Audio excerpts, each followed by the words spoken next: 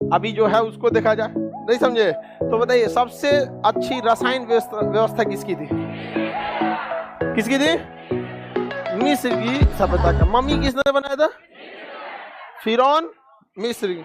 किस नदी के किनारे? नील नदी के। किसने? नील। मिस्र के में ये मान्यता था कि बड़े बड़े पिरामिड में राजाओं की क्या रखी जाती थी? कब्र बनाई जाती थी। कब्र जो था, पिरामिड जो होता था वो क्या होता था? कब्र होता था, मतलब ताबूत, कब्र बनाया जाता था पिरामिड में।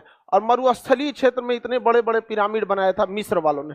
ये छोटा, अभी तो ये देखिए, ये जो पिरामिड दिख रहे हैं, ये पिरामिड आपको ऐसा लगेगा कि आखिर इसमें है क्या?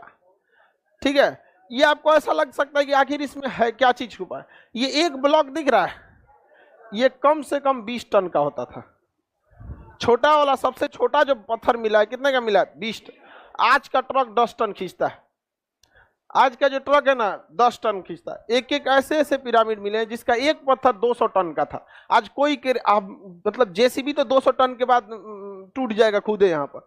तो उस समय ना क्रेन था ना कुछ था, तो इतने बड़े बड़े 200 टन के पत्थर को ये लोग इतनी हाइट पर लेके कैसे गए थे वहां पर? और पत्थर रखने का नहीं है, इतना बारीकी से पत्थर को रखा गया है कि बीच में आप एक बाल तक नहीं डाल सकते। ये जो बाल होता है ना सर का, उसको भी अंदर नहीं जा सकते। इतनी बारीकी से उसको तराश के क्या किया गया है? फिट किया गया है। और ये आपको भले इतना छोटा सा लग रहा होगा, ये एक पत्थर की जो हाइट है ना, एक आदमी के बराबर है। ये एक पत्थर जो है ना कितने के बराबर है? एक आदमी के बराबर। इस टाइप के मिस्र में बहुत सारे क्या मिले हैं? पिरामिड मिले हैं। बहुत सारे क्या मिला गया है? पिरामिड।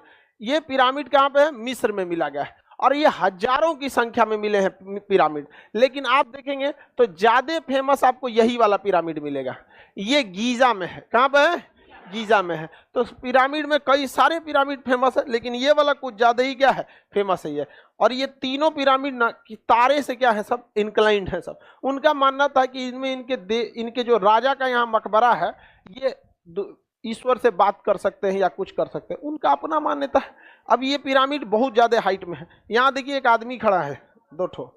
अब अंदाजा लगा दीजिए ये 2 आदमी है और ये क्या है? पिरामिड। सोच सकते हैं। ये पिरामिड में देखिएगा थोड़ा सा घिसावट होगा। यहाँ देखिएगा लाइम स्टोन के कुछ यहाँ लगाए गए हैं और बाकी ये नहीं है यहाँ पर।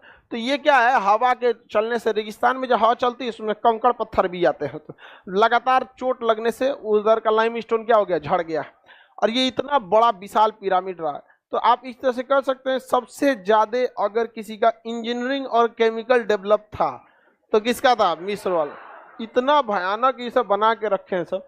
अब इस पे रूल है कि आप एक ही बार जा सकते हैं मिस्र की पिरामिड में। वहां के गवर्नमेंट ने क्या लगा है? रूल लगा दिया। अंग्रेजवा सब थोड़े सब इसके अंदर खोल के सोचे थे सर रिसर्च किया जाए क्या मिलेगा। तो इसके अंदर कुछ गुफा है सब। क्या है सर?